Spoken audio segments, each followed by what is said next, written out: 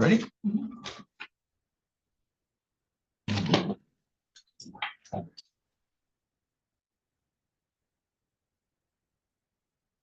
We are beginning today's docket call today by taking up the case of, I'm sorry, we're on the record now for the 28th Circuit Court here in Wexford County. The case that we're first taking up today is People from the State of Michigan versus Andrew Lewis Thaler. Case number 25-14077FJ. Appearances, please. Nick Carnes on behalf of the people. Thank you, Honor Taylor and Anna Carvento on behalf of Mr. Thaler, who joins me at council table. Thank you.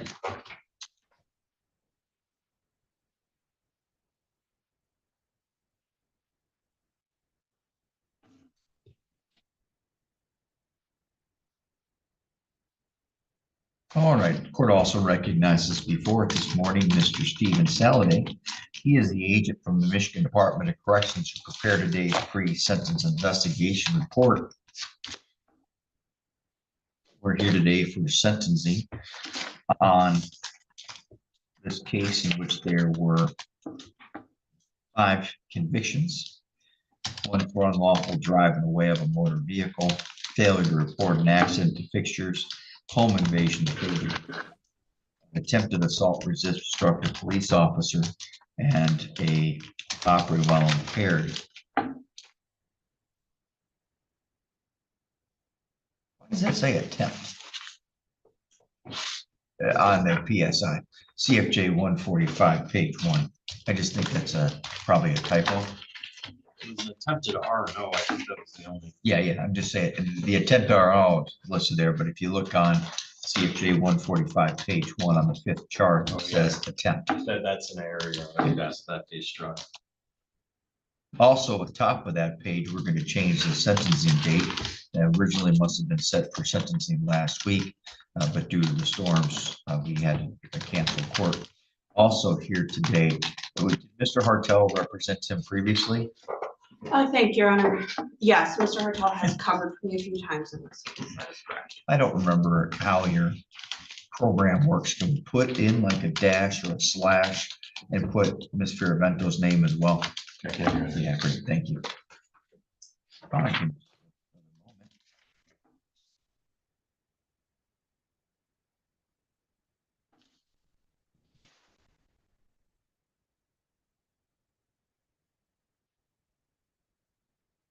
All right, it does not appear that I made any other notes for corrections. Let's go ahead and turn it over to the people. Mr. Carnes, did you have any amendments, corrections, or objections to make today? Yes, Your Honor. If you CFJ 145, page 2, the jail credit should be adjusted. Oh yeah, thank you, thank you. Yep, so we need to add another 7 days, or 7 days to that. Thank you. We've got 212 days. We're going to extend that date from March 15th to the date of March 23rd. CFJ 284, page 1.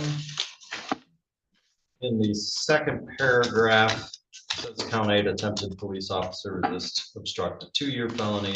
Since it's an attempt, that should be it should be a 1 year. Yep. And then in the 4th paragraph, second sentence, he's also abused opiates in the past. And then galaxy gas. I looked this up. It is nitrous oxide, not helium gas. All right. Any objection to that, Ms. Fioravento? No, Your Honor, thank you. Thank you. And then on CFJ 284, page 4, just out of an abundance of caution for any appellate issues, I would ask that you strike just above consecutive sentences that delta 9 carboxy THC amount, as that's not admissible in an LWI case. But we keep the delta 9, which is admissible. Oh, the carboxy portion. Yes. Yep. All right. We'll go ahead and make that change. Thank you. That is everything I have. Thank you. One more.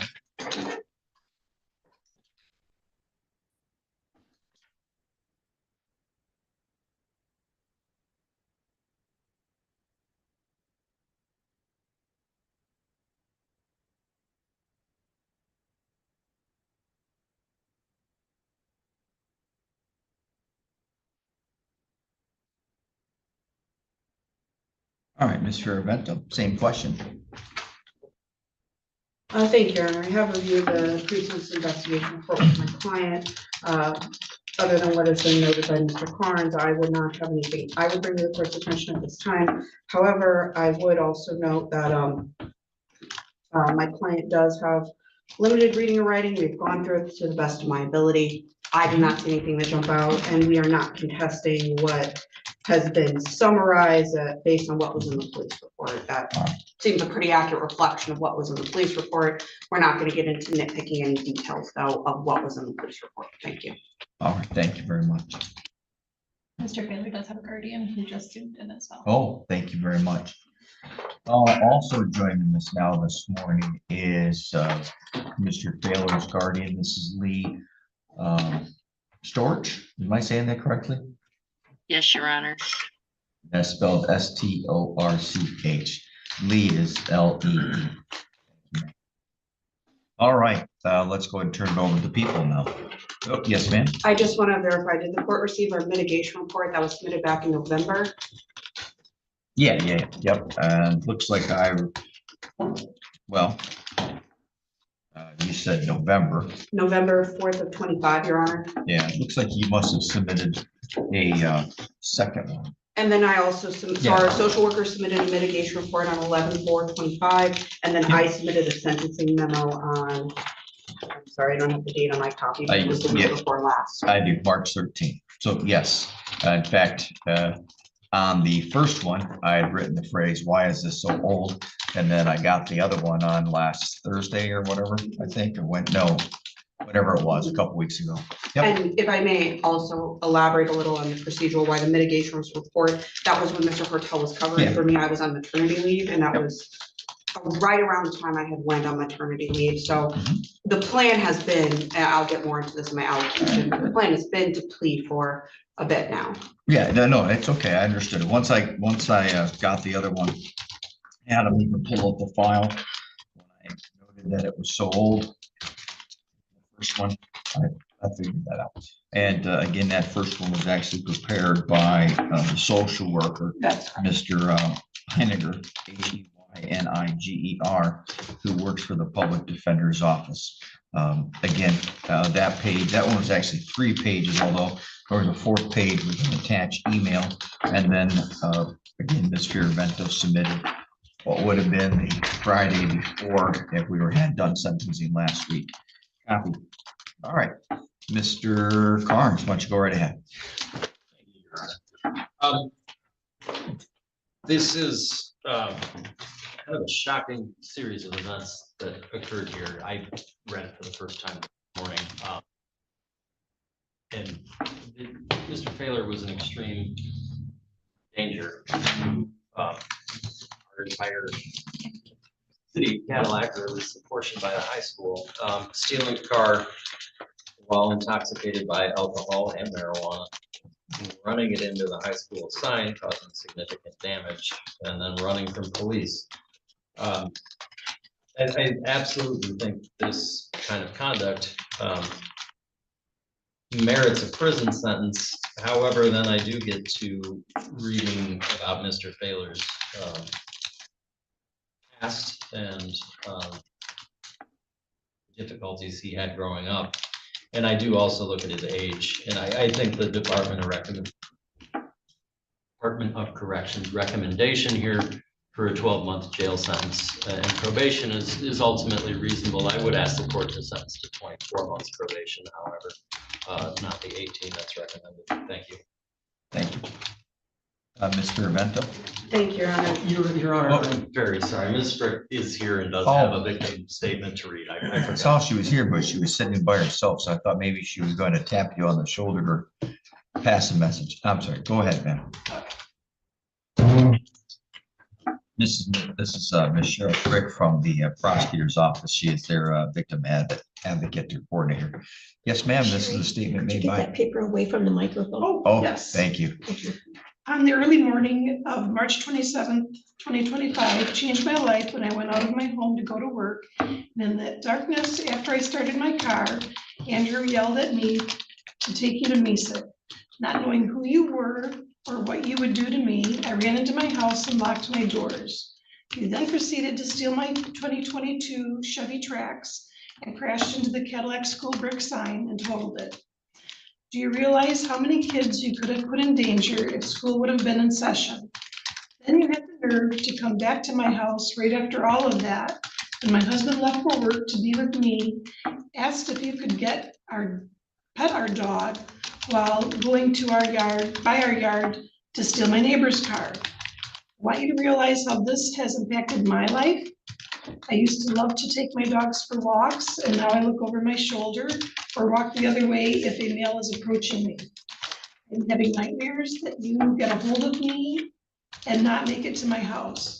My husband has to wake me up and calm me down from punching and screaming. I've been in counseling because of this incident. I had to buy another car with a higher interest rate and higher payments. We now have security cameras on our house. I'm a person who has a soft heart and never wish for bad things to happen to people. I sincerely hope that whatever your sentence is, the help you need, and have the time to realize how many lives you impacted on that morning. Lewis Walter. Thank you, ma'am. Thank you, Mr. Carnes. Anything further? One last note from Ms. Carey. She does want to see GED completion as a Yep. part of it. Certainly. Certainly. Ms. Fairvento. Thank you, Your Honor. Mr. Failer appears before the court today as a different person than he was when he committed these events, and he's made significant progress. Background on the situation: at the time, Mr. Failer was 17 and he was on juvenile court probation. Because of these events, he was then bound up to this honorable circuit court. He was then, as part of his juvenile probation following these events, placed into the Ottawa Center RISE program, which he successfully completed and which we've included proof of in our mitigation report. Following completion of that program, he was transferred to the Wexford County Jail, where he has remained since, and he's already at 212 days credit. To my understanding, since being transferred there, he has had no behavioral issues while in the jail, and at this point, he has been sober for a significant period of time. He realizes that alcohol is a major contributing factor, as well as other drug abuse. And the mitigation report gets into the situation that he presented himself in growing up. I would also emphasize to the court that twice during these proceedings, Mr. Failer has been examined for competency. He was examined in the probate court proceedings, and then once bound up to circuit court, I also requested an evaluation. He was again found to be competent and criminally responsible. But I would emphasize, as I noted in my request before this court in the probate evaluation, he was borderline. That said, he has significantly improved, and he would like to address the court today. The drugs and alcohol are the underlying problem here. I think we can all agree to that. Mr. Failer has had the time to truly reflect upon his actions and realize that the path he is going down is quite dangerous, especially for someone who is already has risk factors due to where he came from and due to his other developmental considerations and background. I would emphasize the snow factors here, which I also discussed in my sentencing memorandum. Most important factor is protection of society. Even a maximum prison sentence here, Mr. Failer would eventually be released. The goal is to keep him on this track of rehabilitation and sobriety. We have an opportunity here to give him the tools he needs to stay sober, and he has a motivation to do that. This is his first taste of the adult criminal system, and it has certainly taught him it's very different than the juvenile system. He does not want to be caught up in this system again. The next factor is punishment of offender. While this was very serious, and we do not downplay that, and Mr. Failer, again, he would like to speak on the danger he presented, and he realizes he could have killed himself or someone else. Something that he might not have realized at the time.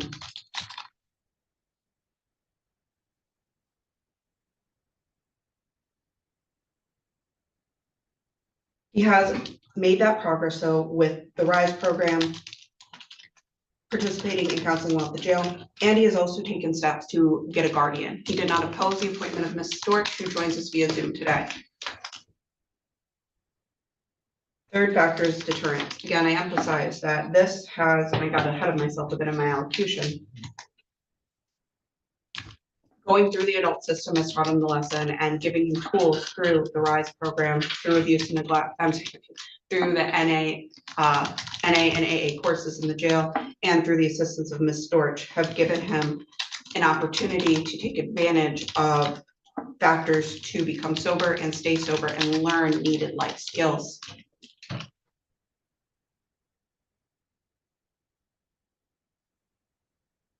Finally, the final goal is to rehabilitate. Mr. Thaler is young. He has the ability to turn things around and become a productive member of our society. He has already shown through his acts since these events occurred that that is his goal, and he is capable of doing that. We ask that he continue to be given those opportunities. Now, he realizes that there is still some time in jail that may need to be served, and he welcomes what the court thinks is fair and proportionate given all the factors of this situation. That said, we just respect the request that he be able to remain in county. He's been working on building up connections with community mental health and local connections so that upon his release, he will go somewhere stable and be able to continue his efforts towards long-term sobriety, towards his GED, towards a career, towards becoming a normal and productive member of society. If sent to a prison, he may be extremely limited in his ability to access those resources. And upon his release, he would not have built up those connections to the community that he is going to need for that transition. There is also concern about the guardian's ability to contact him in that situation.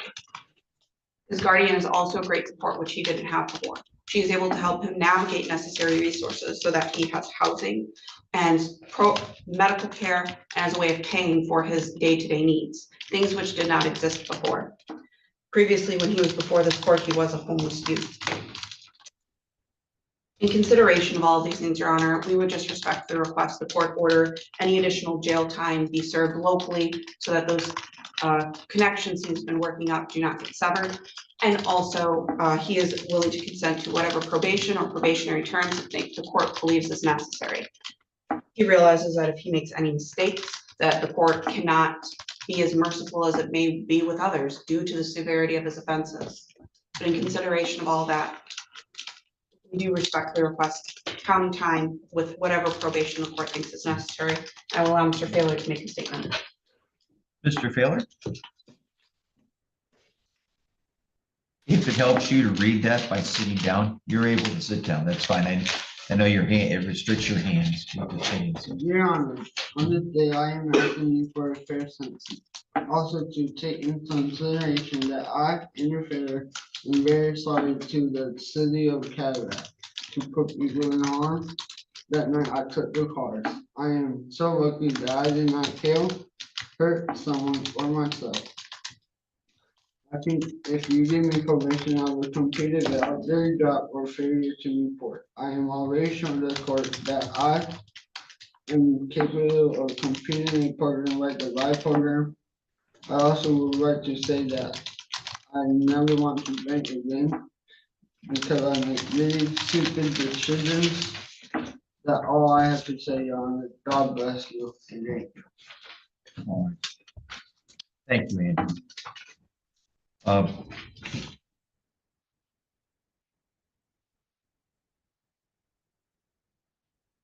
Mr. Thaler, since you've been in the jail, have you met with community mental health? Yep. How often have you met with community mental health? Before I had argument with someone in the program, I was there doing CMH every day. Not every day, every Thursday. Okay. And when did you have that disagreement with somebody else in the program? Couple of weeks ago, it got physical. Okay. I would say that. Explain that to me. We had an argument and I lost my temper. Okay. And so this means that what I'm interpreting here is that you had some physical confrontation with another person who was there as an inmate at the jail. Is that right? Yep. Okay.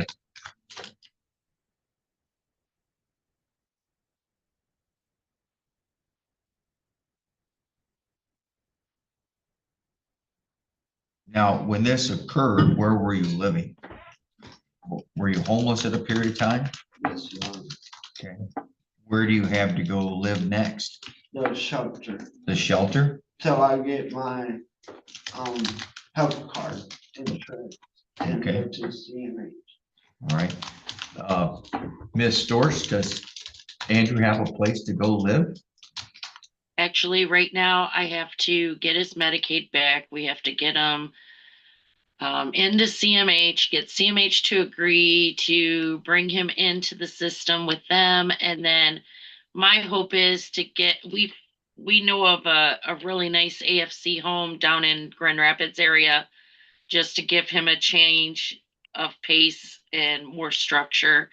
But as of right now, I can't do any of that until I can get CMH involved and get Social Security or whatever financial stuff he's got. All right.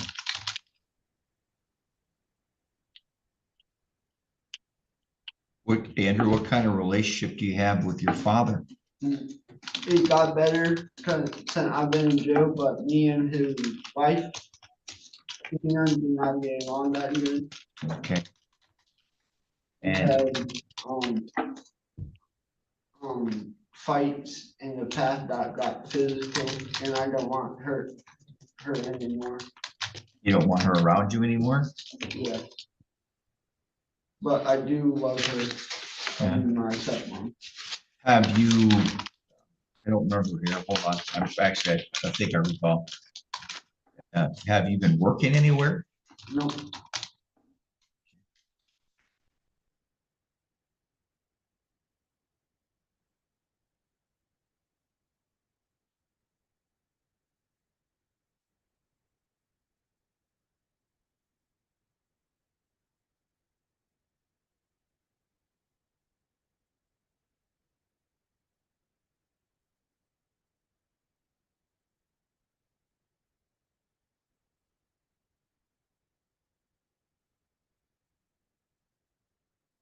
And it looks like you have a couple siblings. Were those sisters? look Yeah, and what kind of, are they older or younger than you? older, I'm a younger son. Okay.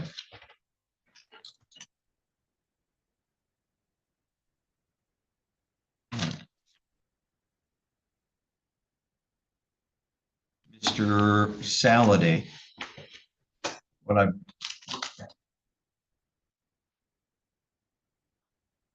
kinds of things do you think can be done to help him get his GED, finish education? And what I'm hearing now is it's not so much about placing him locally, because the idea is to try to apparently get him into an AFC home down in the Grand Rapids area or some other area. Maybe we would refer to Michigan Works for GED assistance Okay. in town, but I'm sure it's available in any county. Yeah.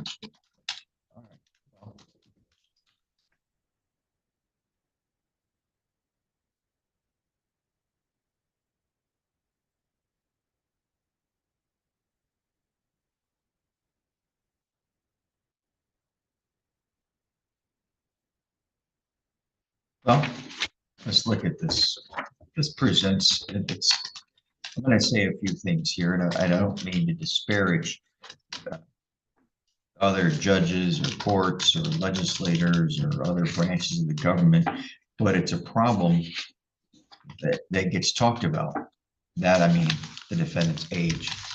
The defendant's 18 years of age, and there has been a lot of discussion out of Lansing, whether it's from appellate court rulings or the legislature talking about what do we do with young people, and we shouldn't put them in jail. Whenever these conversations seem to come up, it's always about prison is in jail is horrible, and that's the antithesis of what our objective should be. Maybe that's great.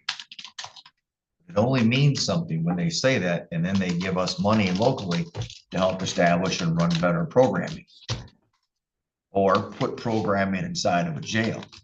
I have an 18-year-old man here who has been failed by his parents and failed a little bit by life here. He's made his own sets of bad choices, but he's also struggling with a little bit with some developmental and educational slowdowns. I'm trying to say that to be very respectful to Mr. Failer. But he does. Let's just call it what it is, because I have to identify what his needs are.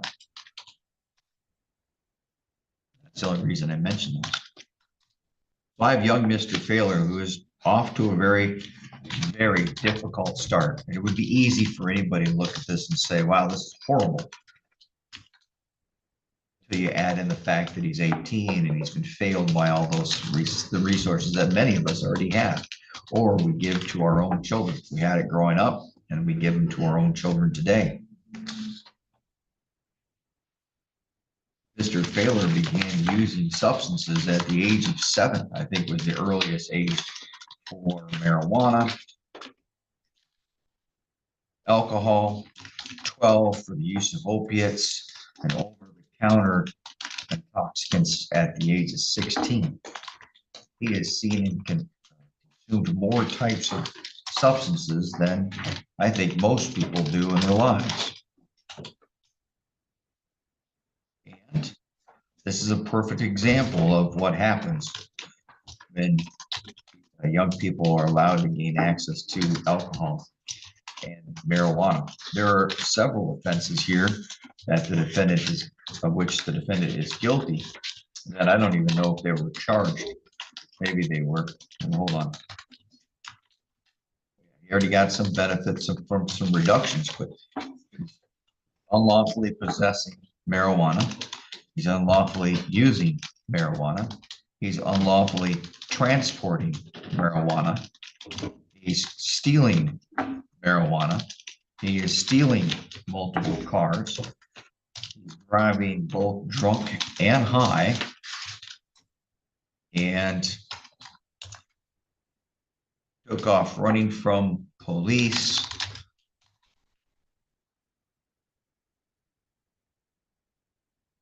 This all started because he was one, drunk and high, and wanted a ride to a girl's house up in Veracity.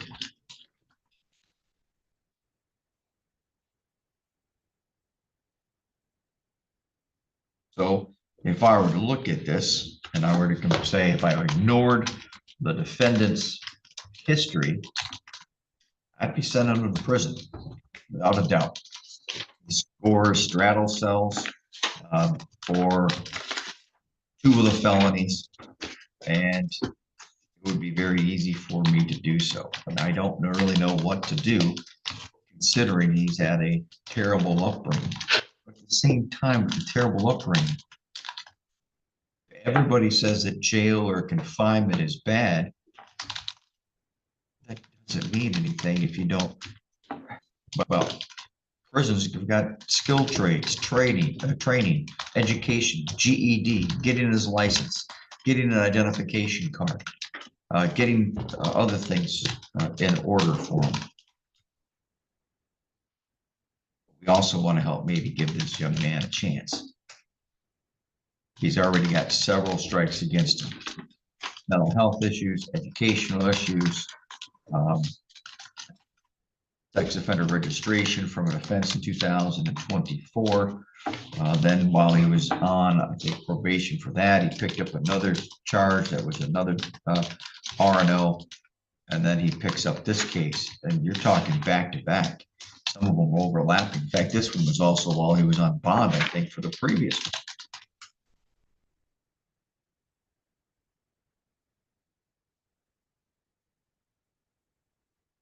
And I won't go into a lot further because I want to respect, even though there's a lot of good opening stuff up about the defendant. There's some other private information that's contained in the family narrative on CFJ 284, page 7.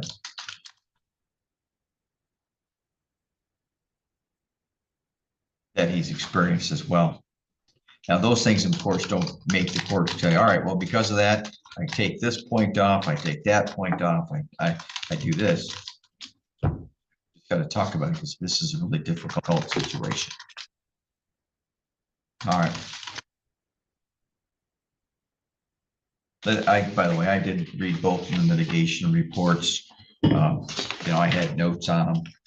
I talked about the father and stepmother because in it talked about him repairing and strengthening his relationship with the stepmother, but I could sense there were some issues with the stepmother. Mental health. Oh, by the way, He hasn't completely behaved well in the jail, so we have a little bit of an issue there. But regardless, I appreciate the efforts in those statements and the memorandum from the. Here's what the court sentences.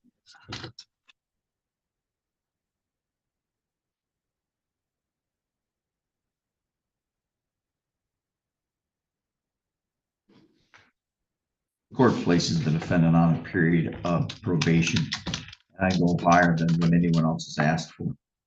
I'm going to go to 36 months. The court adopts the terms and conditions that are listed on CFJ 145 pages 2 and 3. The court finds those conditions are well suited for rehabilitative purposes, considering the defendant's need for education. I want to make sure that the GED or education language is in there. That's in there, Mr. Sally. I don't always recall what paragraph it is. I see, obviously, the not possessing alcohol, other intoxicants, controlled substances, testing, treatment, rehab, all that, of course, is appropriate. I didn't know, Your Honor, I'll make sure it's added. Thank you. No objections. Thank you. All right.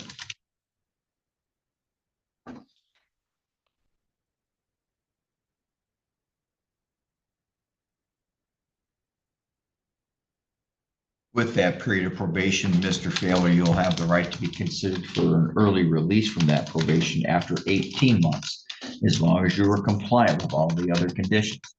If you are not compliant, then you'll have to do the whole 36 months. And while you've had some issues here, I'm going to say that I don't know if you only had these issues really over about a 1 year gap, a 1 year, sorry, 1 year period of time.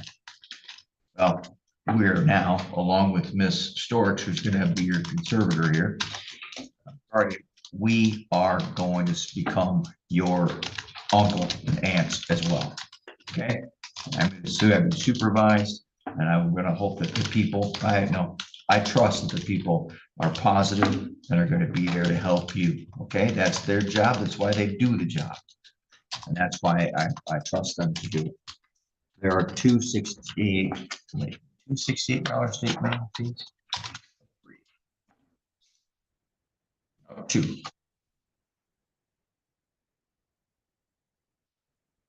Do we? I'm gonna feign. I don't. If it's a high court misdemeanor, does that $68. 68. so it's 3? Should be 3. Yeah, that's why I'm asking the question. All right, so we got $368 state minimum fees, two $50 state minimum fees for the 2 felonies, one $130 crime victims right fund fee. The court's going to assess a $200 court cost. That's less than what I typically would add. Or there wasn't any restitution, well, was there? Yes. Because of the sign. There's the sign in the car's deductible. Yep, hold on. Have that amount on here, I'm sure you did. It is in the PSI here. It is amount of restitution of $5,500. And that is the first $5,000 goes to Cadillac Area Public Schools for the repairs of the sign. And the $500 goes to Sue Lewis Walter for restitution for the vehicle for her copay. Yes.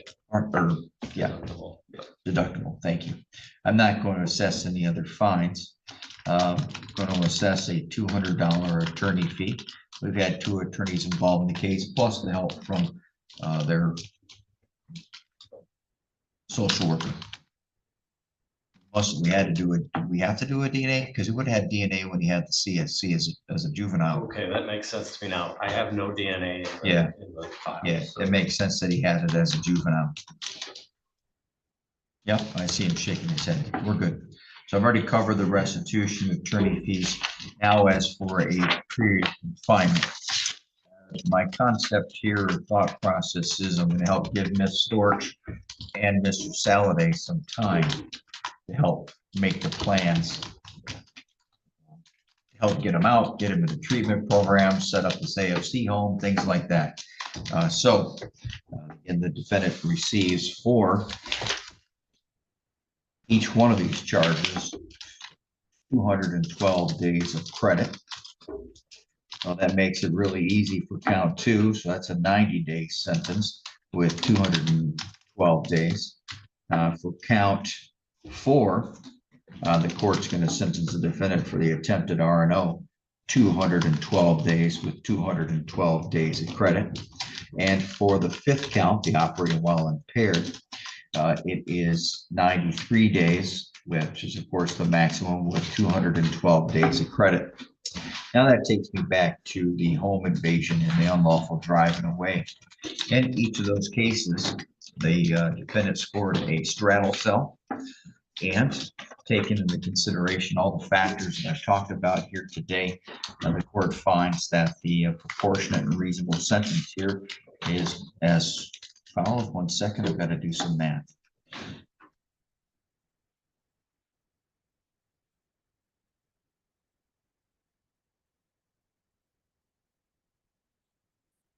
Count 1 and count 3. 300 days with 212 days of credit.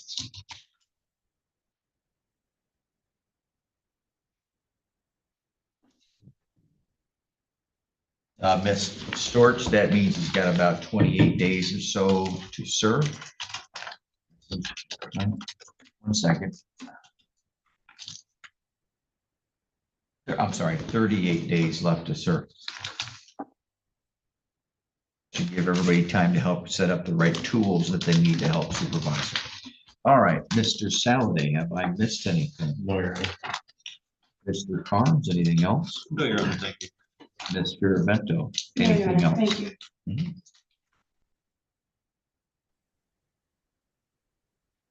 Can somebody just make sure that the probation officer knows how to get a hold of me, please? For their office, is that how it Yep. works? Yep, hold on. We just don't want you saying everybody's phone numbers out here. So Ms. Fiorvento will make sure that Mr. Saladay has that number. All right, thank you. You're welcome, man. Thank you for helping Mr. Failer. Let's hope we can get him into programming and get him set up for a job and have him get set up for some education and so forth. Oh, that probation, by the way, Madam Clerk, only applies to the felonies, count 1 and 3.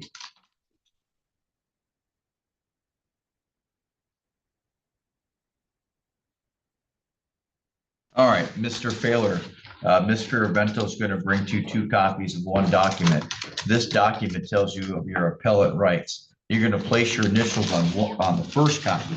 Now, when you place your initials on that first copy, you are not electing nor waiving any rights. You are merely acknowledging your receipt of the other copy. This document tells you that you have the right to appeal the conviction and sentence in your case. And while that is typically done by filing a claim of right to appeal based upon the plea, in this case, any appeal is done by filing an application for leave to appeal. Now, if you choose to file an application for leave to appeal and you want me to appoint an attorney to assist you, you may complete the bottom half of the copy that you're going to take with you and return to me in 42 days.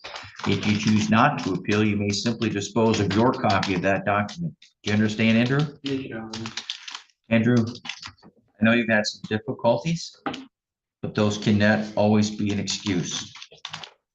At some time in life, those difficulties will no longer be an excuse. So let's learn from them. That's the thing that I hope for you. Learn from them. And I was really impressed by the statement read by Ms. Frick today. That person didn't call for the harshest punishments. They didn't call for prisons. Even though she talked about how it, quote, changed her life, she also said that she hopes you get the help and treatment that you need. I really appreciate that person's strength and respect. Any questions? No, Your Honor. Anything else, Ms. Fiorvento? No, thank you, Madam Clerk. You may. Thank you. We're adjourned. Thank you, Judge.